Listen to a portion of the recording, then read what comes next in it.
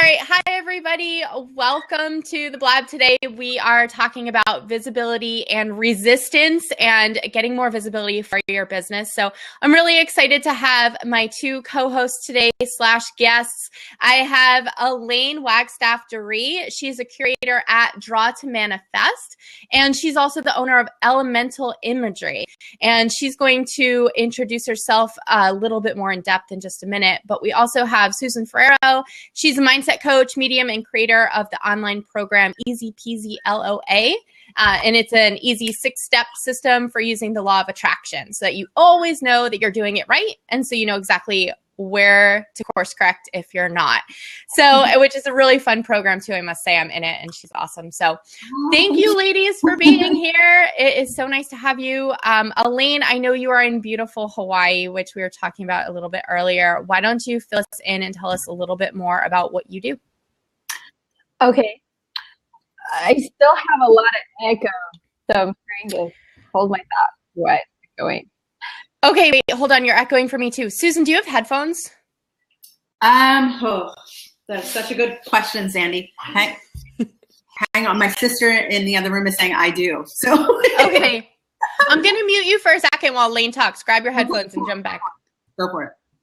Okay, see if that's any better. Okay. I am still echoing. Is it me? I don't know. Okay. I live here in Kauai. Oh, man. So it's not me and it's not Susan because I muted us both. Do you have another window open or something?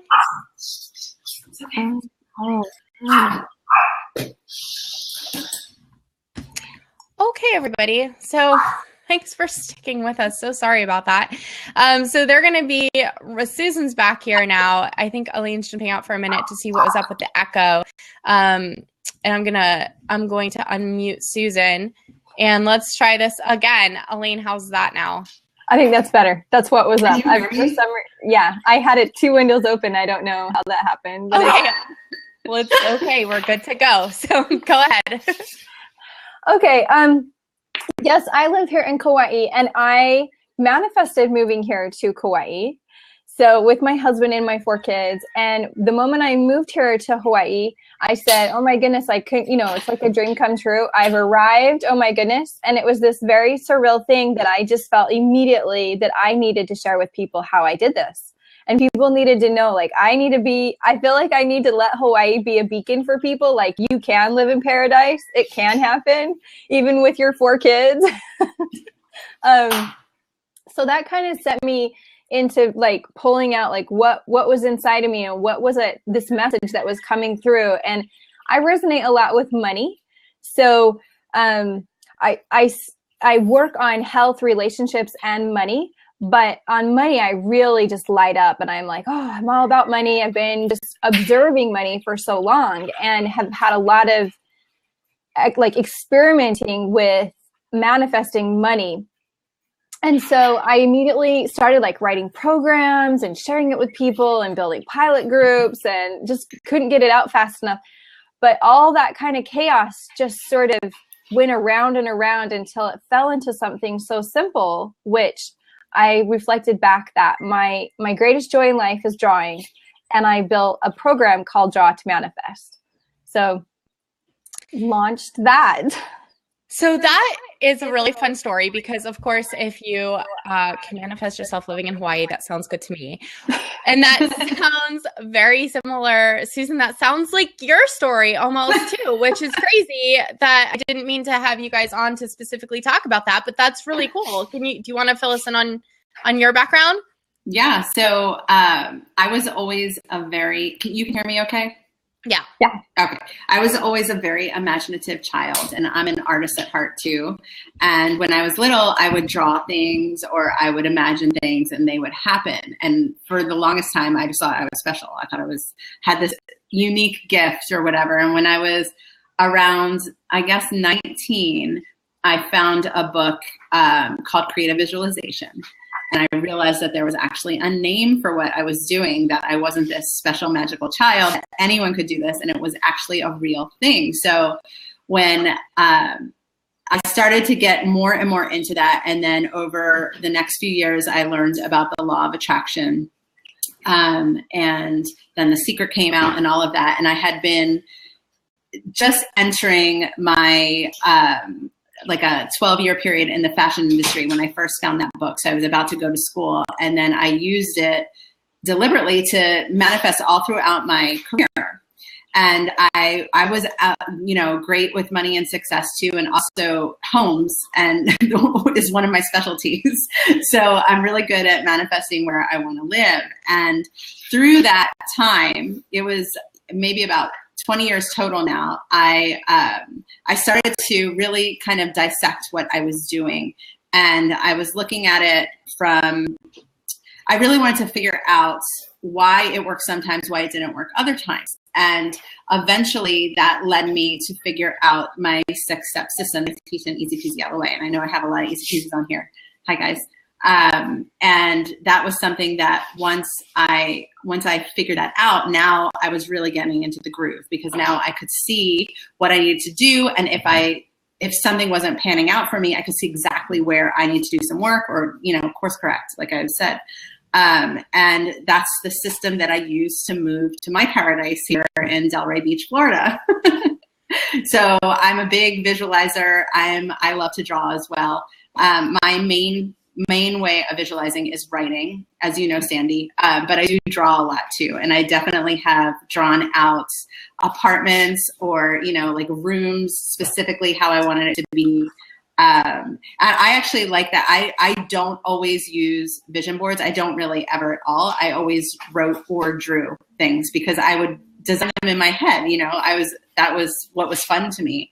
And that's how I got to where I am. Well, that's amazing that you both just found your own little paradise, and you both went to the beach too, like completely opposite sides of the world, but beach. Yeah. I drew the town before I knew it existed. I drew the town, the layout of the town before I knew it existed, because I was using I was living in Williamsburg, Brooklyn, and there was certain things that I loved about that community, but I didn't want to be in the city anymore. I wanted it to be on the beach. And I drew out the setup, like how I wanted the main strip to lead to the beach, how I wanted my house to be positioned to the beach, eventually on the beach. That's what I'm drawing now. So, and I didn't even know it existed. And I would tell the people in my life that I was close to that, this is where I want to live. And they nicknamed it Sueville, and they would call it my own little village. And when I moved here, there were signs all over that says Delray Beach, Village by the Sea. And it was just like, boom. You made your own little village. Yeah, there's magic in there. Yeah, that's awesome. Fantastic. Well, so I wanted to talk about today a little bit about resistance and visibility, and how those two things kind of fit together. And I guess one of the reasons why that kind of stuck out to me as being a possible topic is because I feel like I just might be the queen of resistance. Like I feel like every time I'm like, oh my gosh, I have everything in place. Everything's going right. This is all going to, something's big's going to happen. Something always balances it out, right? Like there's always something. And I definitely have learned from Susan that is possibly resistance, that I'm possibly like, there's something that I'm doing that is like pulling this back. And I know that a lot of other people experience this too. And I don't know, like Elaine, about you. I know Susan's talked about this. I don't know how you feel, but I feel like when people are on the right path to finding something or doing something great that they've wanted to do, and, it just, sometimes they get in their own way. So I don't know, Elaine, how do you feel about that and your work with resistance? Because I know that's closely related to, manifesting. Okay, so I'll tell you. I'm going to tell you a personal story that's going on right now. Ooh, juicy. Okay. Yeah. So, this is my bracelet that I wear, and there's two here, but this one is my commitment to manifest my husband. We want to replace his income. So our business is Elemental Imagery, and he's a nurse, and he works the grind, and he does not love what goes on in that field. But we're so happy and grateful that he provides and all that. So we put this on just a couple of months ago. I'm thinking, when was it? I think it's been 2 months or something. But since we put this on, all upheaval, like just chaos everywhere. So he is actually interviewing today for another job, and it's on another island, and we have been in this huge like whirlwind, like what are we gonna do? We came to our paradise. We love Kauai. Kauai is like country Hawaiian paradise. Oahu is crazy, massive tropical paradise. And that's part of me is that piece, like, this is me. This is where I live. I don't want to live on Oahu. and at the same time, I listen to myself say that, and I'm like, everybody would kind of, you know, it's still Hawaii, you know?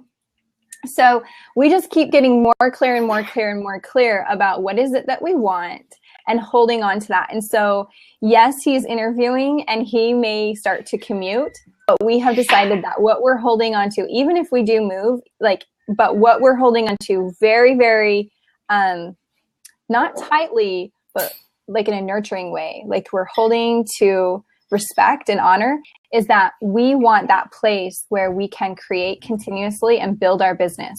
And if that were to take us, because we've thought about everything. I said, we'll just sell everything again. I'll move back with my mom. You can go to Oahu and make big bucks over there, and we'll just bank in cash, you know, because it's really expensive to live here in Hawaii. And so we're like, we can build our business a lot faster if we just, you know, go live at mom's for a little bit. And I thought about this, and I'm like, no, this is not us. That is not us. We want to reach our dreams and still live. So that experience is what we want to manifest. And that's what we want to hold on to more. Okay. So your question of resistance is like all of this stuff. It's like, it starts getting thrown in your face. Do you really want this? Do you really want this?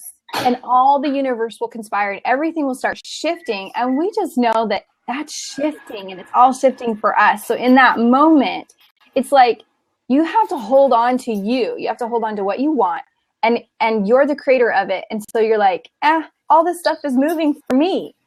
And it looks like resistance, but it's really just giving to you. This is how it's going to give to you. This is how he's going to come home. This is how we're going to replace the income. And you have to let go of that how that you have in your brain. Like, well, I pictured it and it looked a lot more like A, B, C. And it's not. It's A and then D, and then it comes back to B. It's more chaotic and not just the path that you carved out, but you're still going to get to where you want to go. It's just not in the form, the vehicle that you thought. So so don't resist that. It's like, oh, for right now, I'm not driving my BMW. I'm driving a, VW, and I can like that too. Yeah. So your kind of viewpoint is more about like just acceptance and understanding that the road might not look exactly how we had envisioned it, which is like, oh my gosh, lesson of life for me, right? It's like just not always looking what I had thought, which is okay. What do you think, Susan? Are you in agreement with that, or do you have a different viewpoint on resistance? I do. I do agree with that in the sense that in Easy Peasy LOA, when we talk about how the outcome is never the outcome. So you never know how something is going to show up for you. So it really is important to hold on to that experience that you want. And I also, resistance, there are really only two ways that you can go in this life. And one is to allow and one is to resist. And one feels good and one doesn't. And I actually have another program that is very much about resistance. Resistance around visibility and money. And something that we were talking about yesterday in the program was, I like to describe it like a waterfall, like everything. Imagine flowing down a waterfall. Okay. The waterfall is the universe. You can never stop the waterfall. But what we do is we put up all these pegs that are sticking out of the side of the cliff, right? So now when you're falling, you're hitting these pegs and you're like, boom, boom, boom, boom, boom, boom, boom, boom. You can't stop falling. You are always going to fall, whether you like it or not. But you're making it very painful for yourself by setting up these little roadblocks in the way. And that's when, we self-sabotage or get in our own way, create all of those things that aren't necessary instead of just allowing. And that goes back to the acceptance piece. So when you can be okay with what is, you're then in a state of allowing. And it's not always you know, what you want it to be in that moment at all, you know, but you have to, being okay with what is actually what will help speed it up for you. So this is a question for both of you, and either one of you can jump in. So listening to both of you saying like, okay, so Elaine, you're saying like you made this commitment and this is what you feel you want, but these things are getting in the way. And then I hear Susan saying like, you're going to be falling and either you can stick the pegs in there and hit them all the way down, or you can just let it happen.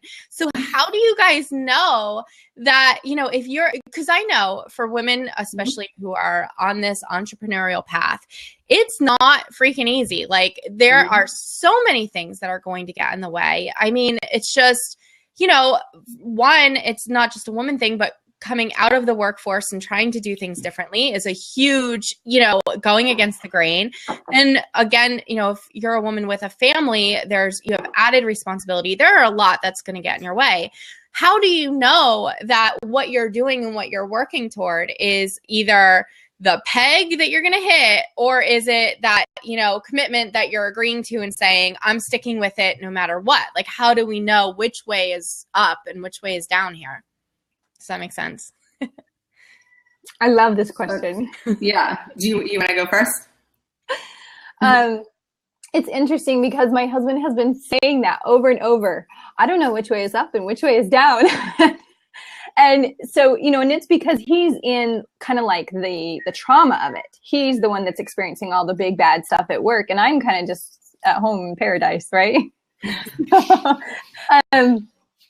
And in that, you know, I think in that, I'm coming back to there's love. And I think that love is one of the most powerful powers in the whole entire world. And so in that moment when you're like, you know, sorry, dust everywhere for some reason. Okay. When you're like, okay, I don't know which way is up. I don't know which way is down. I don't know what's going on. Am I falling? Am I stopping? And, you know, what is all this about? And I think that when you take a moment and you just breathe in love, and I know that sounds like so simple, but it's so powerful because you really get to come back inside and realize who you are and what you're meant to do and what you're capable of doing. And opening yourself up to say, you know, if there's a peg, you know, like you can clearly see there's a peg right here. Oh, okay. What is it doing there? What is its purpose? Am I supposed to, you know, what do I want to do? And I mean, it's so interesting that Susan, you're talking about this waterfall because I actually dreamed about a waterfall last night. And I did. And it was right down the center of the island. And I was falling down this waterfall and I was loving it. Like, that's what's supposed to happen. Yes, that's the flow. Yeah. Yeah. And I was like, I was falling and I was like, oh, what a wonderful ride. and I know that sounds like it's hard to do that right in that moment because you're in like chaos. Like, I mean, I've gone through the whole array of emotions this week. Like, I've been angry. I'm like, you know what? I need to call this company and they need to know what's going on. You know? And at the same time, I'm like, you know, I'm just so happy that I get to live. I mean, life itself is a pleasure and a journey. So whether kind of like going back, but I've been through everything that you can imagine with money. And at the same time, I arrive here and I'm like, I would do it again. And this time I would smile more. You know, I would go through all the crap and I would just love life because that's more important. Like, I'm so grateful to live. If we fall down, if we scrape our knee, it's worth it. And even like what you're saying, in a woman entrepreneurship, like whether I'm taking care of my babies or I'm failing at what I'm doing, at least I'm living and I'm proactive out there. And it's easy for me to get up when I fall down and come back on camera again or something when I've said something stupid or done some mistake or whatever. I can come back and say, oh, hey, I'm just happy to be living life, you know? So I don't know. I just like life. Right. Sums it up. So it's a good thing. Yeah. What do you think, Susan? Do you think, do you have any other advice on that, on figuring out? And I like what Elaine said, like, you know, just finding that love or I feel like knowing a little bit about your program, Susan, that you definitely always advocate for going toward what feels good. So that seems like that might be in line with what Elaine was saying, but I don't know if there's anything I don't want to interpret for you. So. Yes. You want to add. So again, resistance doesn't feel good, and allowing feels better. And that could feel like relief, depending on where you are. It could feel like love. It could feel like joy. And like, if you don't know which way to go in my system, so steps 2 and 3 are, step 2 is get clear. And that's all about getting clear on the experience that you want. And that's always an emotional experience. So if you're not sure about the details and you're not sure what to commit to, which is step 3, decide, that's your intention. You can always stick with the emotional experience. So if your emotional experience, after knowing that you want the home, the car, the whatever it is that you want, and that really symbolizes freedom for you, now you can dial it back and focus on the freedom. How can I feel free in this moment? How can I feel free in this moment? And use that as your way to know when you're I'm sorry, when you're clear on that, that's kind of like your true north, right? So that's how you'll know if, yes, I'm committing to the right thing, or no, I'm not committing to the right thing because this doesn't align with what I'm really looking for, which is freedom. You know what I mean? Yeah. Okay. Right. So you're finding like that overall motion, that overall like when you're feeling, because you had said if you feel all over the place and you don't know which way to go. So yeah, I'm very specific often when I'm gunning for something, but if I'm feeling unclear, if I'm feeling like, like I'm not sure which direction to go in, I get clear on the feeling, and I use that feeling to dictate which way I'm going.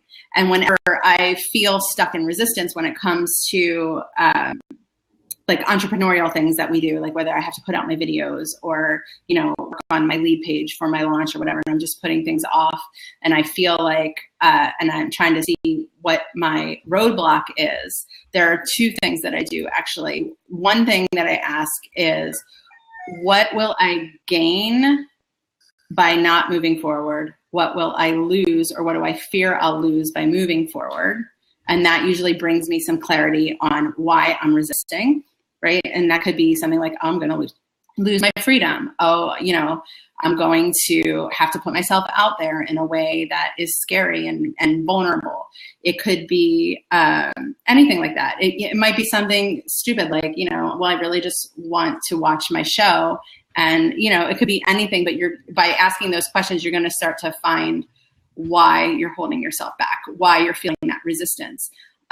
Sometimes, actually, I'll get to that in a second. My favorite trick for overcoming resistance in the moment goes back to what we were talking about earlier, and that is being okay with what is. So when I feel large amounts of resistance, and as a creative person and as an entrepreneur, I definitely have and do feel resistance. This is the trick that I do. I literally be with the resistance, because the resistance is what is. And the reason we procrastinate, the reason that we go clean the house when we need to make videos, or we go run out and go buy chocolate because we have to get something done for work, is because we don't want to feel the pain of the resistance, right? So you're doing all of these things to avoid feeling that resistance because you're about to step out of your comfort zone. So as you allow yourself to be with the resistance, feel the resistance in your body. I always like to pinpoint it in my body, and you can literally feel it until you can't feel it anymore. And it's usually pretty quick. And then I have this routine where once I do that, I will go either do something mindful or fun. So that could be like doing the dishes. It could be anything I want. But 9 times out of 10, I then all of a sudden want to do my work. And sometimes if I don't want to do the work, there's always a reason later why it was better for me to wait for it. So can we back up 1 second? So yeah. You said you wanted to pinpoint in your body and let yourself feel it. How do you do that? I would just like running to buy the chocolate. So you don't buy chocolate. You don't go buy the chocolate. Okay. So no, you can say, you can do it this way. You can say, I'm going to sit here and be with this feeling that feels absolutely horrifying. I hate it. It feels disgusting in my body, because that's what resistance feels like. It's like, you don't want to pay attention to that. So we will do anything outside of ourselves to jump away from that emotion that you're feeling. So what you need to do is to just let yourself be with it. That is what is in that moment. When you are feeling your resistance, you're actually allowing. Does that make Okay. sense? Yeah. When you are running to go get chocolate or you're doing the dishes instead of making your videos, you are actually in a state of resistance. And if you are in a state of resistance, you can't allow all of the other wonderful things that you want. Yeah. So it's let yourself feel that resistance, then tell yourself you can go buy the chocolate. But I'm telling you, hands down, you're going to start, that's how you let it go. So you're going to start to be more functional and proactive in your work if you feel it. Yeah, that's awesome. I'm going to experiment with that later today because I am sure there will be something that comes up that I'm going to be like, oh, I can't do it. Well, like this blab today. So this was my first time hosting a blab. So you'll notice I have a vanilla sugary drink with me because that's exactly like 10 minutes before I'm like, I'm just going to take a walk and I'm just going to do this instead of, you know, I don't know, because it is scary to sit down with new technology and, you know, chat with people and do all this. And it's still good for us. And it still does align with my end goal. So it's like, okay. So, all right, cool. Well, Elaine, did you want to add anything to that? I loved all that. And I don't know if you want to add anything or we can move on to the next topic, but. Well, I did just want to add, I do want to add that, you can just ask your body, because your body is super intelligent and it has tons of information and it wants to talk to you. It wants to be heard. It wants to be acknowledged. It wants your attention. So whatever shows up, it usually shows up because it's needing attention. So you can ask and you can say, where's this at? What, you know, where is this coming from? And you know, if it is, you know, like in your stomach, okay, it's in my stomach. And then you can begin a conversation and just talk to it in a loving, nurturing way that you're like, hey, you know, I see that. I see that you feel yucky or, you know, you've got this gut wrenching feeling, and that's okay. You can have that. Go ahead and experience it. Like Susan's saying, just be with it. And it's kind of like a child that's going through something really hard, and you get to be the parent at that, you know, at that moment. And so I always talk about an echo of, for me, everything comes down to like the father and the son, like the creator and his son. And that relationship echoes everywhere. So whether I'm having a relationship with me and my husband, or me and my business, or me and my body, or me and the thing that's coming up, in that moment, I decide, am I the child or am I the parent? And you know, typically it's like, sometimes I'm the child and I'm the one that needs nurturing. And so you kind of be that voice as the parent. And sometimes you be the parent, and you're always usually both. But you just kind of have that conversation, and it's a healing. It's it usually take care of the problem because you're paying attention, you're being mindful. Even in like what you're saying, I mean, I've experienced that where you're preparing for a video, or preparing for you know, going live or doing something that is something new, and you have that kind of workup that you have to go through. But in that moment, that is a pattern that you're creating for your future. And so those patterns are, you want to do things that support you, you know, and so if taking a walk supports you, then you'll be like, yes, I figured out something that I can do that supports me. And then you can come back in place and be like, I know how to support myself. And that feels a lot better. And that part of your body will be like, wow, she nurtures and loves us. She takes care of us. And then they become to trust you. And that feeling sort of diminishes. And like Susan said, just disappears because it's got the attention that it needs. Yeah. So just acknowledging it and then being able to kind of move on seems like a kind of a theme here. Well, I'm going to try it out. Like I said, I'm the queen of resistance here. So we're going to have to, try. That's why. Yeah. At least you figured it out. It's all really good reminders for me too, because it's a work. It's all the time and everything. Right. Everything's a process. Well, all right. So I wanted to come back to something that came up earlier and that I didn't necessarily even know you guys had in common, but I think it might be cool to talk about since you're both here. So both of you mentioned that, you know, well, drawing and writing rather than the vision board, it seems like those are your two like kind of go-tos, which are both very, you know, writing and drawing are both very they're different, but they're very personal and very creative. Different than, I guess, a vision board where you're taking someone else's stuff and you're just kind of curating it. Whereas writing and drawing is really like your own creation that you're like kind of bringing to life. So I really find that it's interesting that both of you, you know, rely on that for manifesting beach living, because how cool is that? obviously it works. So I would love to hear from both of you, maybe why you gravitate toward your chosen method of writing or drawing, or, if there's something about being creative or if there's any tips. Like, I'd love to hear more about that. Sure. Should I go? Yeah, go for it. So I believe that there are so many different ways to visualize, and I believe that you should choose the way that feels most fun to you. And for me, probably because I'm naturally an artist and a creative person and was a designer, like that's what's fun to me. I love to draw. Like she had said earlier, how she loves to draw. That's why she incorporated it into her business. Like that brings her joy. That brings me joy. Writing things out feels like that helps me daydream. So some people could look at a vision board and get into the feeling and experience what they want that way. Some people could just stare out a window and do it. I can do that too. Some people can, do a form of meditation to visualize. What helps me stay focused and really get into that like other world is writing it out and sometimes drawing it. So I choose that because it's fun. Because if you don't enjoy what you're doing, you're not going to do it. So it should be something fun. So the way that I recommend that you figure out a way that's best for you is, number one, you can look to what you did when you were little. How did you play? What did you, how did you imagine things? How did you daydream? The second piece is, how do you learn? So some people need visuals to learn. Some people can just listen and learn off of an audio. That is very difficult for me. When I don't have something to focus on, it's very difficult for me to stay focused. So I need to, that's why I write, because as I'm writing, it's holding my focus. If someone was just talking to me, or if I recorded, like I recommend sometimes recording your own visualization. If I did that and was listening to it back, I would be thinking about 8 million different other things. Like it would be going in one ear and out the other.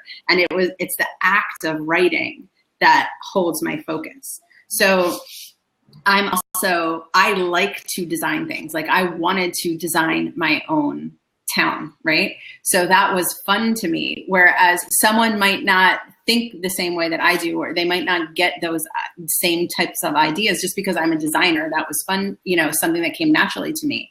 So if someone else isn't a natural designer, it might really benefit them to look at other images, like, to find, put images from one beach with another beach, and combine things that way. That might be more fun and easier for them.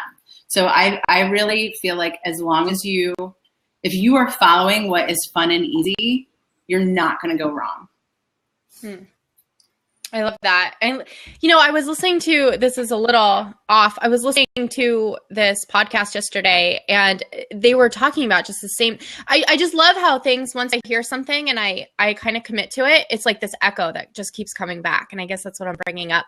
But it was that same thing yesterday that it really stuck with me of, do what you enjoy, do something that is enjoyable. Like things are going to work out. But when you start pushing yourself in some other direction of doing things that you just dread doing, maybe not, So I love that. And talking about methods of manifesting, whatever your desire is. So I love writing too. But I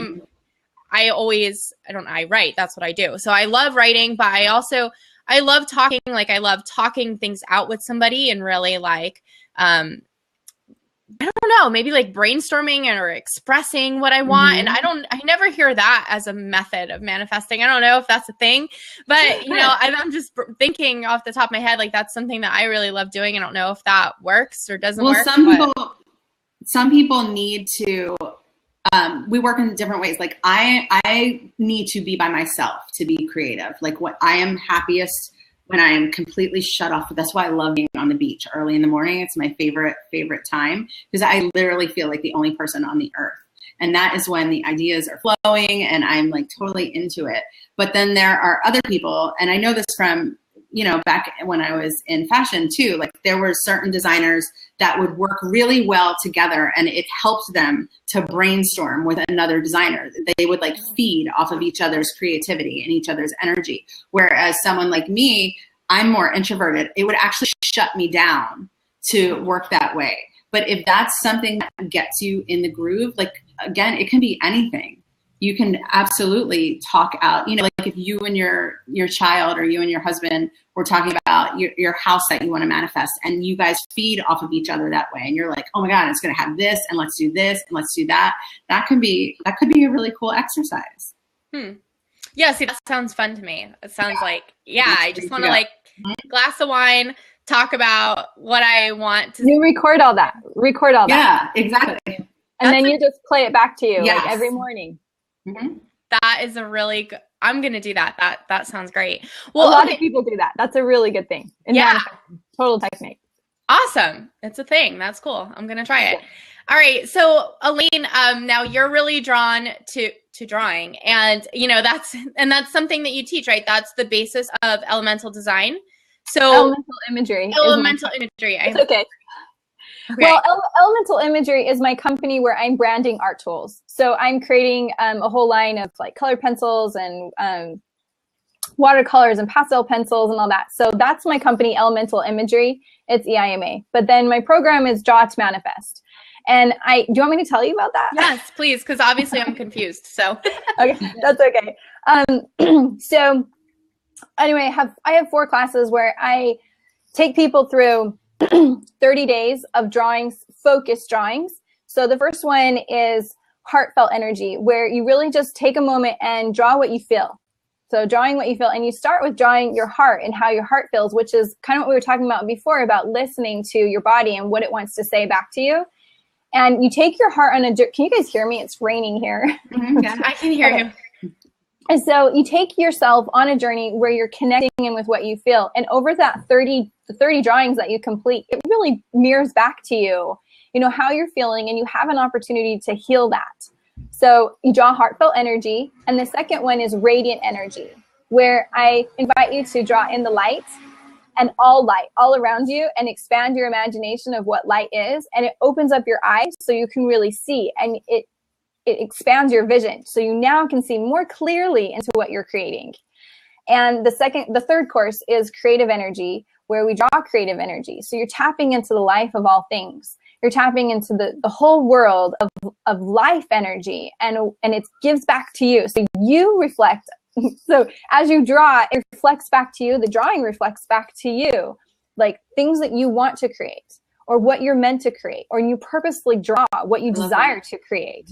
So it's kind of just flows back and forth, and in a conversation, mirroring back to you, and then you're having a conversation with it. And the last course is manifesting energy, where you kind of take in all these 3 tools where I've helped you to increase light, life, and love into your whole being, and take that and then manifest anything that you desire. And you're coming now from like this super creative, powerful person that's infused with power. You've got everything you need to manifest. So then when you purposely draw to manifest, now it's like you're on fire.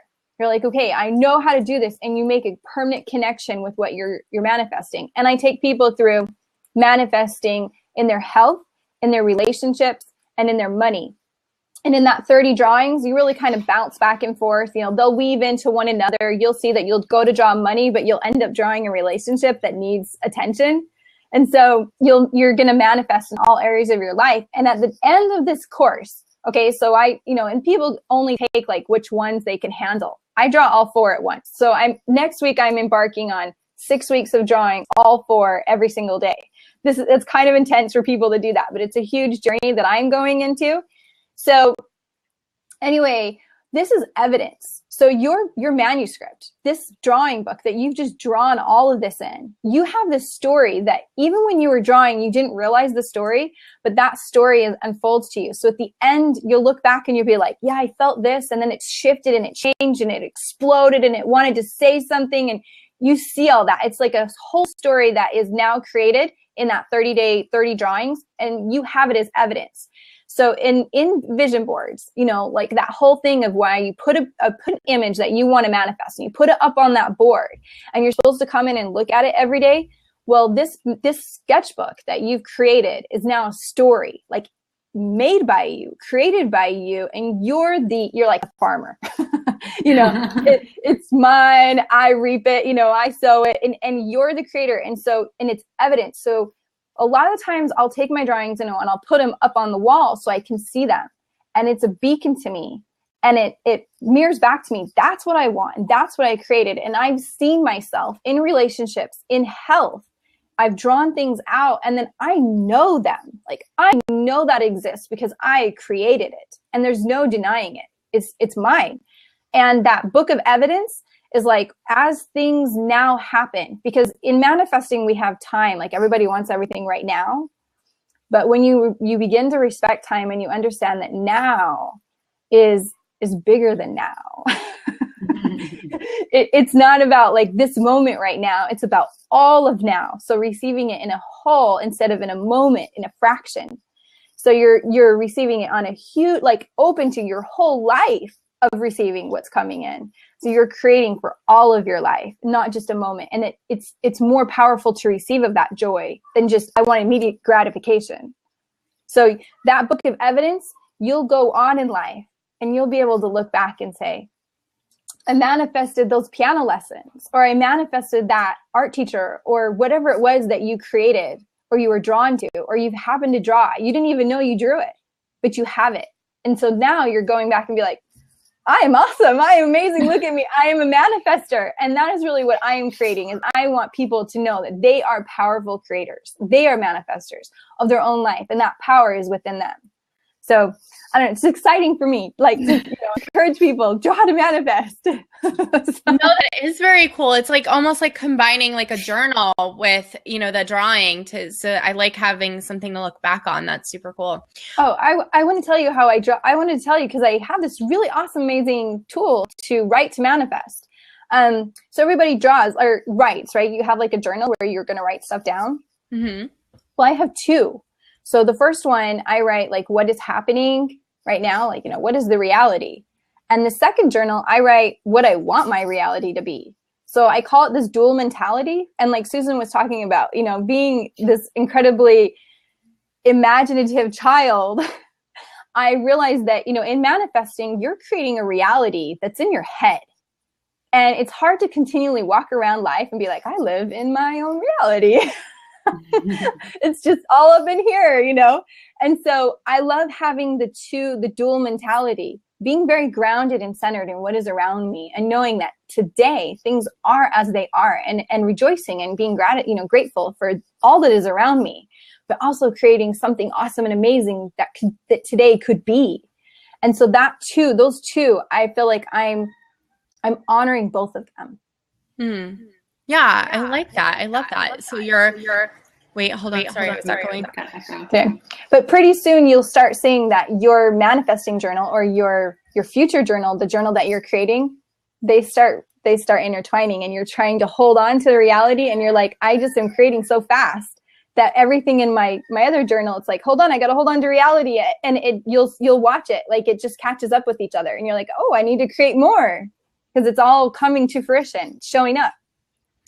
Well, that's awesome. I would love to be in that situation. I have to. You ladies have given so much great advice. I'm going to have another question for you, but first I just want to say to anyone here who's live, if you guys have any questions for either one of these ladies and you would like to jump in, you have two options. You can post a question, or you can call in. Can they see the call seat? Since we had problems before. It looks locked. It says locked. Yeah, so you can open it so they can jump in. Now does it say it? It still says lock. It keeps like going. Okay. Now the call seat is open. Laura, oh, yay. Okay. Well, if anybody wants to jump in and has any questions. Oh, now it's gone. Oh my gosh. Well, what am I doing? I don't think I'm doing anything. Okay. So if anybody has any questions, now it's back. I don't know. Okay.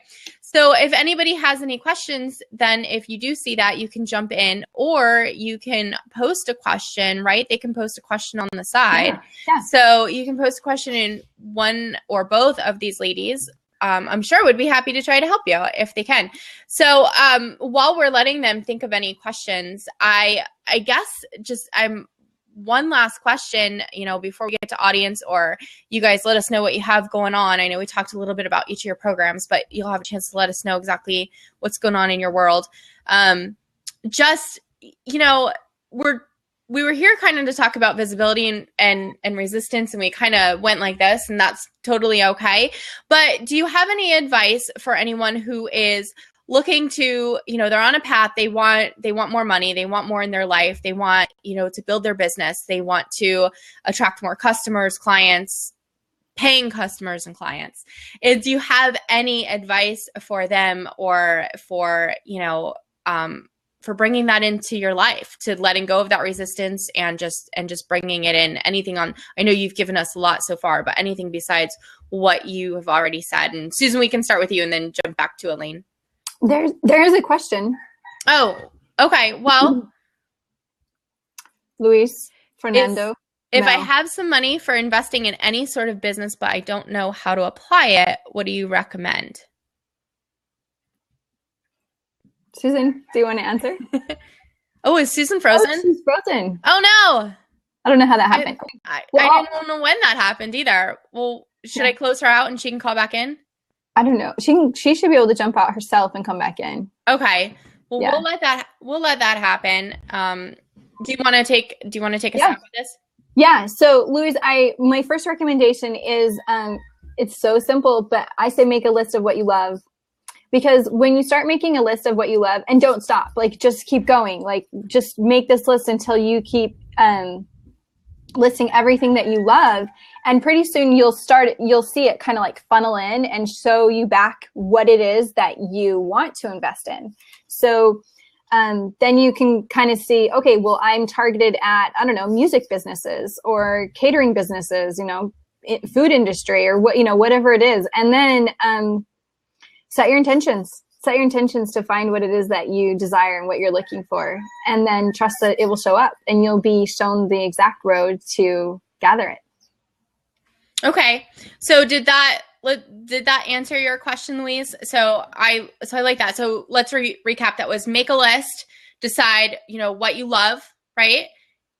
And then, and give me the next step, decide what you love. And then well, keep doing it until you see back what you do love, because you'll kind of like if I start making a list, it's like, oh, I love the clouds and birds and the sound of birds. And you just kind of keep going on and on until you get kind of patterns, and you'll find like, oh, well, I really love nature.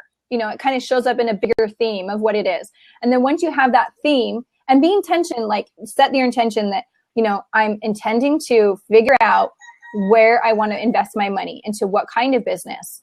And how am I supposed to apply that? But once you figure out what you love and how you want to go about doing that, because you're going to feel empowered, like, okay, now I know what to do. But then set the intention that all these things will be revealed to you, like the exact path that you're supposed to go on. And all you'll need to do is show up and pick it up. Like, here it is. I recognize it because it's what I meant to find. So whatever business it is, you'll just pick it up. You're like, oh, here it is. You'll recognize it because you would have previously created it. Okay. Yeah. It sounds so simple, but it really is powerful. Yeah. Well, and but that process too is something what I'm hearing in that is reiteration, like keep doing it, keep narrowing down, and you're going to see the bigger picture. And that's something that is advice that I hear in business all the time too, right? Of just like, keep reiterating.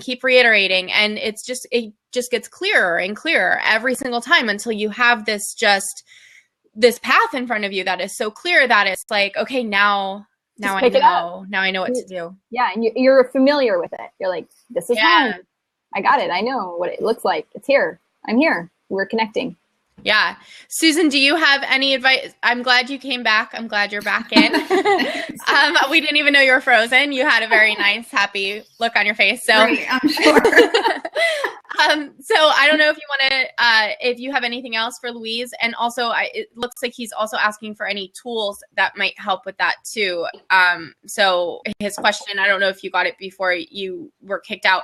If I have some money for investing in any sort of business, but I don't know how to apply it, what do you recommend? So I have a question. are you talking about, Louise, you're trying to figure out what kind of business you want to run, or you're trying, you want, it's a separate investment, like you want to invest in something else? I don't know how much of a lag there is, or if. Can you hear me? I can hear you. Okay. Yeah. So, because that makes a difference, because if it's your own business and you're trying to figure out what you want to do, I would go back to what Elaine was saying and really get clear. Either way, you need to get clear on your intention. But if it's what you want to do, I would get clear on what brings you joy, what you really like to do, what's fun for you. You can make a list, like she was saying. I always, when I think about things that I love and things that I want to do, I always ask myself the question, why and what will it do for me, over and over and over again, until I get to the emotions that I want to experience. Because everything that you want has to do with an emotional experience. That's really what you're after. So the more clear you can get on that, even if you're not clear on the details, you'll still be able to set an intention, like I want to invest, or I want to create a business that allows me freedom. I always go to freedom because that's my number one. I want to create a business that allows me to be, and what does freedom look like for you then? So freedom would mean being able to travel wherever I wanted to travel, whenever I wanted to. It means being able to work the hours that I want to work. So again, kind of getting clear on what you like, what you want your lifestyle to look like, and then start asking yourself why. What will it do for you, until you get clear on those emotional experiences. But if you're talking about investing in any sort of business that's outside of you, like, being an investor in someone else's business, then I would say I would ask. So I'm a very intuitive person, and I'm constantly like, okay, show me my next step, or show me what is the best investment for my money, and I would start to listen to my intuition. Maybe my gut says, just hold off for a little while. And that could look like resistance that could come up that way, but you might want to just hold off until you're clear. Or maybe, you say, okay, what business should I invest in? And that's your intention, to find out which business you should invest in. And then all of a sudden you bump into someone who you haven't seen in a while, and they tell you about this new thing that they're doing, and it could come to you in so many different ways. But again, just like Elaine was saying, it always, always, always starts with your intention. Yeah. And again, like things that are just echoing for me today, everything you guys are saying are just like things that I don't know, I've been paying attention to lately. And that idea of clarity is definitely, again, something that is so important in so many processes of getting clear. And it's so easy for me to feel foggy in what's going on. Yeah. And, it's really important until I get clear. I feel like it takes me a few times to go through a process to really feel clear. My number is 3, and I don't know if that's just in my head or if it's something, but I feel like if I go through like a cycle 3 times, like a process of something, doing something 3 times, usually by then that clarity is starting to take shape. So when you guys are talking about like, keep making that list, like, or keep doing, to me, I know I need to do something at least 3 times before I start to even feel clear on it. Otherwise, it's just my intentions are not there. They just feel foggy inside my head. Yeah. And I wanted, Susan, something you said too, you were mentioning freedom. And then you mentioned really defining what that looks like for you, which I think is also something that's so important because, the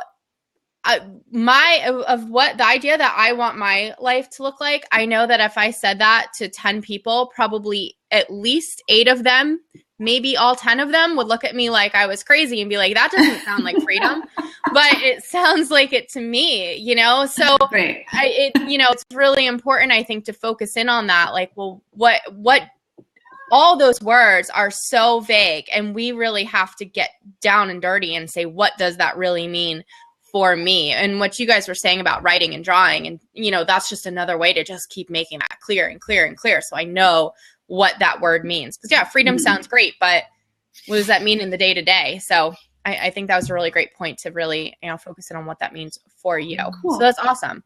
Okay, well, does anybody else have any questions before we? Okay, so when they open their first business, What's the most common mistake when you open your first business? And then autonomy. Okay, well, which one do you want to do? Do you guys want to take a stab at either one of these questions? We have one from Louise and one from, Chuck, I just guess as a comment, a word that became my definite major purpose in 1960s was autonomy rather than freedom. Yeah. And that's both. Yeah. And that's just another way, right, of like saying, I'm going to make this mean something for me. Like, this is my word. I love that, Chuck. Okay. Mm-hmm. Do you guys want to give? Yeah, I'll just say the biggest thing. Okay, so just for preventing that mistake. Okay, so what's the most common mistake people often make when they open their first business? Just for preventing that mistake. And I think that's interesting that you chuckle, laugh out loud, because the biggest thing I'm going to say is don't be afraid to make mistakes, because that's how you learn. That's my answer too. Yeah. You have to make mistakes, and pretty much just accepting that and saying, I'm here to make some mistakes so that I can learn. Mm-hmm. And that's the fastest way. And you would like to not make, I do think that, so I think a tool for that, to avoiding as many mistakes so that you can be successful, is to get a pattern. It's not about reinventing the wheel. It's about turning the wheel uniquely, but not reinventing the wheel. So just get a pattern, like, she's doing it like this, and look how awesome that is, because I love it, because I see that, it's lovable. Then I can do that pattern of what's being done successful. And you can pattern your business after that so that you make the least amount of mistakes, but make mistakes. Mm-hmm. Yeah. Embrace them as part of the journey and just be like, I'm here, I'm showing up, and just continue to show up every day. Come. I think that it's so scary when you first start out to hear that you're going to make mistakes, especially when it feels like you're making mistakes so publicly. But, two things here. If you really are, if you're going out there and making mistakes, one, if you're putting yourself out there, like, sometimes I'm echoing again, but I can hear you really well. Okay. So, when you first start out, you're not going to have a huge audience that you're making mistakes in front of anyway. So go out there and just keep doing something every single day. And, if something goes wrong, right, it's not like the whole world is going to know. It's not like you're Elon Musk and you're going to get like tons of media coverage and no one's going to ever talk to you again. Like, it's fine. You move on. So I like the idea of going out there and like making those mistakes, and it's fine. And not only is it fine, but it's the only way that you're going to learn. And Susan, you said you agreed with her advice of just making those mistakes. So that's kind of cool. And a lot of mistakes actually turn out to benefit you. Like I'm trying to think of an example, but sometimes something that I felt was a mistake actually led me in another direction, or it helped me meet someone that opened doors for me. So I feel like you can't, if you're going into business worrying about mistakes, you're now creating from a place of fear, and it's just going to cause upheaval for you. So I would just concentrate on being yourself, doing what feels good to you, and not worrying about it. In fact, I would practice. Like, I'm a big fan of like practicing failure, practicing making mistakes, like doing things.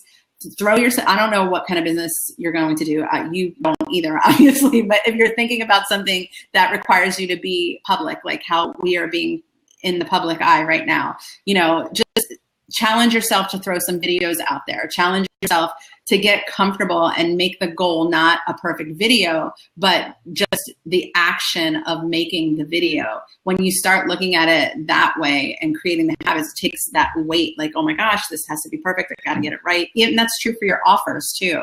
Like, test things, that's just part of having a business. Like Elaine was saying, like it's just part of it. It really is. I look at the mistakes as like stepping stones. Yeah. I'm running this challenge right now. It's a visibility challenge. And every day, the whole group is committing to doing 10 videos for 10 days. So today's day 3, and we were talking today about courage. And what you were saying, like, just do a whole bunch of stuff, take the pressure off. Mm-hmm. One of the things that I suggested to them today was to take their phone and just record a whole bunch of videos, just on your phone, and delete them. Just keep recording them and deleting them. And they don't have to go to anybody, and they don't have to be public. And they don't have to be like, broadcast to the world or anything. But, and if you're wanting to do something like, if you are worried about making your website, same thing. Like you can go up there and just play around with the website and keep doing it and put in your hours, and you can do it. Doesn't have to take years. Yeah. Right. Like there's so many mistakes on my website. There's so many mistakes in my products. I'm like the spelling typo queen because I just let it go, but you have to, and then you go back, and then every time you make it better, make it better, make it better. And sometimes you might not want to make it better. You might put it out there and be like, oh, I'm over this anyway. And then you'll be glad that you didn't waste all that time trying to perfect it. So just go with it and experiment. Look at it as a big experiment. Yeah. The other thing I just want to say, I mean, I know these conversations, I've heard them all over the place, just that visibility and live feed on Facebook and all of it. And it's like, they are meant to be. This is the world. This is what it, am I still here? There, Sandy. Oh, am I frozen? No, I can hear you. Okay. Well, can you hear Elaine? I can hear Elaine and Susan. Oh, okay. Well, I'm going to be quiet. So, anyway, the Facebook going live is awesome and amazing because this is what the world is ready for. And we're ready for live feed. We're ready for you to go live. We're ready for you to come and like make blundering mistakes. And it's opened up for the whole world. So you got to know you're not alone. You can go in and create these videos and put them out there, and don't be afraid because everybody's doing them right now and everybody's going to trip up over their words. And there are some people that have been doing it for a while that are doing really well at it, but it's okay. You're joining the masses and we're all going to kind of raise together to the next thing. And right now we're just going through this, and it's okay. It's wherever you're at. And in that journey, there's going to be people that are looking at you and having compassion and valuing where you're at. And there's going to be people that are going to be like, oh, I can't accept that. But this is what it's here for. It's here to accept people as they are. Accept me in my, I do a lot better at coming up with all the words that I love when I'm typing them out. Live, I can't even think of them, where I'm like, I want to look them up and I want to look at my thesaurus and my synonyms and I want to get my wording right. But it's not about that anymore. The message is too important. The beacon, the light within me, it's too important that my light needs to be shared today with whoever's going to see it. And that's more important. That visibility is more important. It's more important than the mistakes you're going to make. It's okay. Make the mistake. Get out there and be seen. Yeah. You were talking about not having to be perfect on the live streams and Susan, did you end up hearing Elaine at all? I can't hear her at all. She's gone from my thing. Oh man, I don't know. I hope everyone else can hear her because I can see both of you and hear you fine. So, yeah, I was thinking about this today. Actually, I mentioned earlier that before this blab, it's my first. I was on one, but I was a guest. I didn't have to do anything, and this was my first one hosting it. So I went for that walk beforehand, and I got my coffee. I was like, I need my caffeine, and I was telling Susan yesterday, I just got my bangs cut, so I'm like, oh my gosh, I have bangs. They're cute. I love it. Gosh. Well, we don't need to talk about that, but I was just, nervous about this whole thing. And then I'm walking down the street and I'm walking down the street. I'm running into neighbors. I'm like, later I'll pick my son up from school. I will see people I know. I see people I know all day. I don't have a bag over my head. Like, why can't I get on here? It's no different. It's no different. It's just a message that is being delivered and we're talking just like we do in real life. And I don't know why there's that. And I'm not saying I don't know why y'all make such a big deal, because I do too, but I don't know why it's there, it's just, I don't know. But it's, when we think of it. Think it's a gift for you. I just think it's a gift for you and every single one of us. Yeah. And just receive it and be like, I get to go and experience these uncomfortable feelings and I get to overcome them. Yeah. I get to grow from them. And we get to share a message in a way that we didn't, oh my gosh, not even that long ago, where this was not a possibility. So it's pretty amazing. So Chuck says happiness and success more easily generated if you, I think, don't worry about the perception of others. And yeah, I mean, for sure, easier said than done, Chuck. But yeah, definitely, I agree. All right. Well, I know that I was like hoping we would get 30 minutes out of this, and we are now past an hour. So I want to respect your time, and I feel like we got crazy there at the end. But so Chuck, next time you'll have to come on and talk with us. Send me a message and share with us how easy it is to let go of what everyone else, because I would love to hear from you. Jump on next time and we'll talk, or send me a message and we'll schedule a time you can come on. I love talking about this stuff and helping other people kind of, put themselves out there and feel like they can do it. So yeah, would love to hear. So before we go, we'll do Elaine and Susan. Let us know, drop a link in there to let everyone know where they can find you. Or if you don't have it ready, I have it ready here. But let us know where we can find you and what you have going on. If there's anything that somebody might be interested in, let us know. I can't see her, so I'm not sure when to talk. So just we'll do Susan, go first then, and then so you don't jump in on her. Okay. I think I put a link in. I don't know what I did.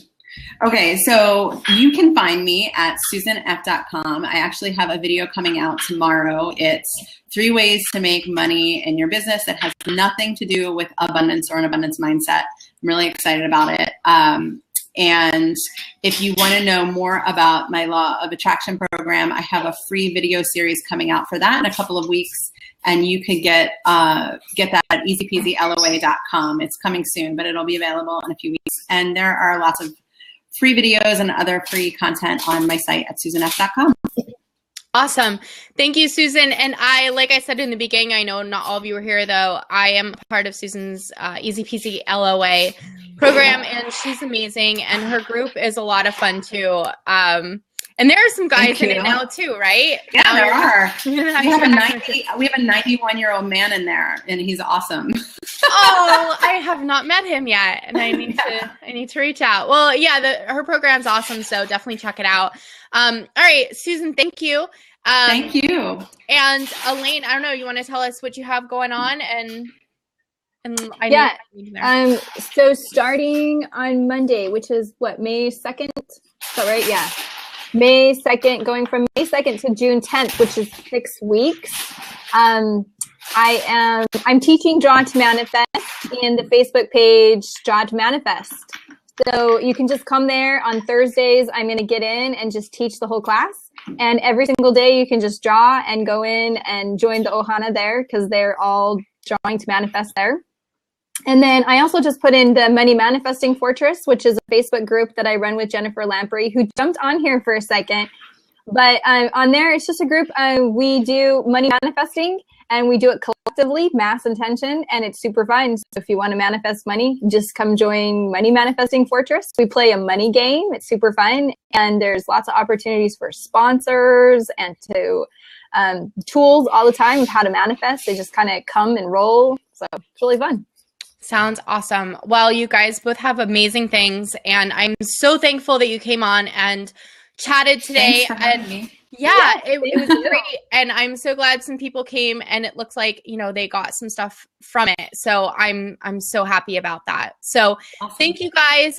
Stick around. I'm going to hit stop, and then I'll be right there. All right. Thanks, everybody. Bye. Thank you.